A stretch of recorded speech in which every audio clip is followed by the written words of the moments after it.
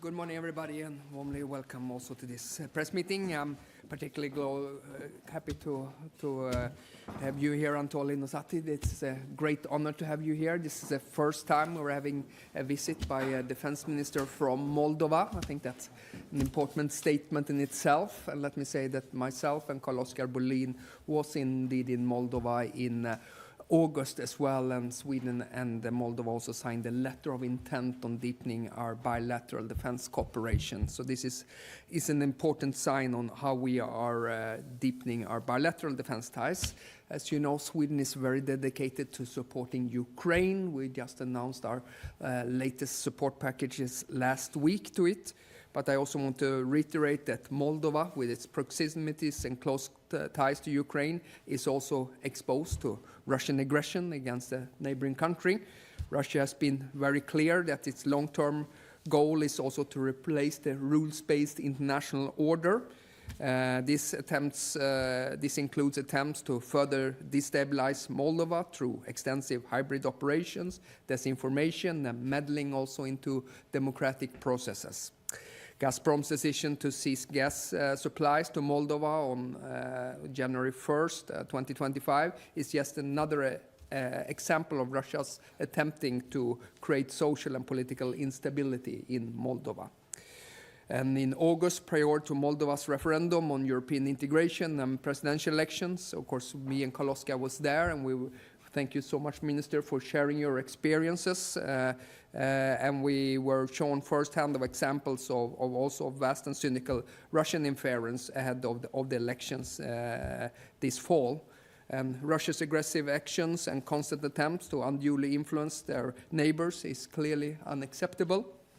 In this light also, the Swedish government on January 30th proposed to the Swedish Parliament to support Moldova, also on the military side, through the donation of man-portable anti-armor weapons, the AT-4s as well.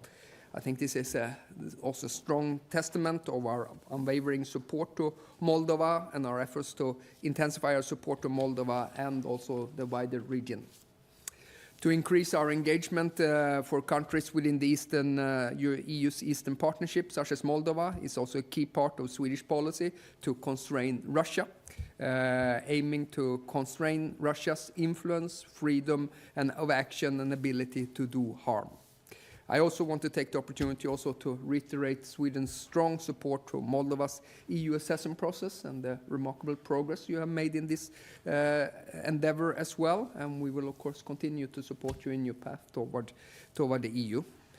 And today we had bilateral discussions on how to implement the letter of intent, and we have provided various support for you in order to strengthen your resilience against hybrid operations and disinformations. We also had deliberations in regards to what we can do on the military side, on further advancing your capabilities for acquisition of military platforms and systems, and also procurements. And I think there is lots of things that we can do together. Once again, Anatolie, thank you so much for coming to Stockholm and for being so committed to deepening our bilateral relationships. Please. Dear Pål, ladies and gentlemen, I'm honored to be here in Stockholm today. I wanted to thank you for the invitation. This is my first visit to your beautiful and hospitable country in my capacity as a Minister of Defense, but it is definitely not our first meeting with my good friend, Minister Jonson. I'm very pleased to host you, dear Minister, and both Ministers of Defense back in Chisinau in August of this last year, when we had the opportunity to discuss our partnership and the new areas of cooperation. We appreciate the excellent relationship between our institution and your support for the European integration path of the Republic of Moldova's democratical reforms, as well as our defense capabilities modernization efforts, which is a must in this current vulnerable security environment. The Russian war in Ukraine has had a disruptive impact on the regional and the global security. In this regard, I would like to appreciate the outstanding support that your nation offered to Ukraine in this challenging period of time. In the same time, this war demonstrated how vulnerable is the Republic of Moldova and how important is the consolidation of our defense. In this sense, our aspiration is clear. We want to build a modern, resilient army capable to defend our country and, most important, ready to provide a safe and secure environment for our citizens. And we are thankful that we are not alone in this engagement. Distinguished audience, like our partner states, Kingdom of Sweden, through your Ministry of Defense, has been helping us unconditionally over the years and continues to do so. Thank you very much for that. On the last one of the last contribution that you mentioned, it is support with very needed anti-tank capabilities of 84. Thank you very much for this that was making possible. I would like to appreciate the politicians for approval of this support. In the same time, a special appreciation to the citizens of Sweden.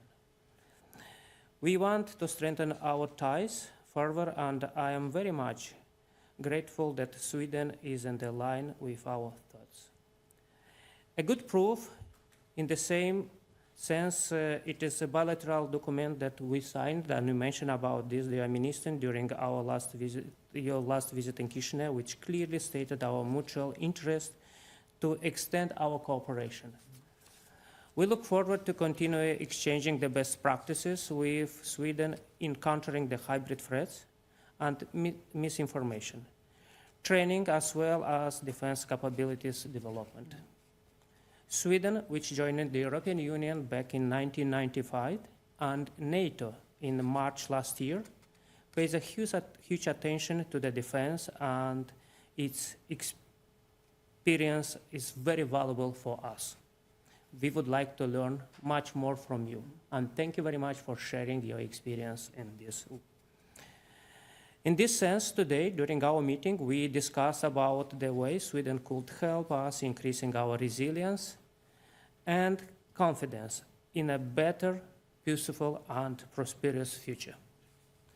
Mr. Minister, the constructive and opening discussion we had today mark a significant step toward our commitment to engage and enhance our cooperation, building a safe and secure environment for the citizens of the Republic of Moldova. As there is a saying that a friend in need is a friend indeed.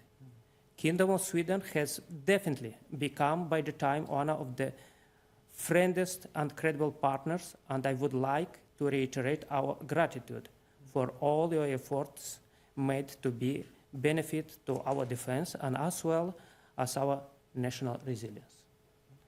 I'm confident that our partnership will evolve with new crucial achievements, because we are all aware that we can maintain peace and stability only by staying united in our goal. Thank you very much. Thank you. All right. Okay, and that concludes this press conference. Thank you very much. All right, thank you.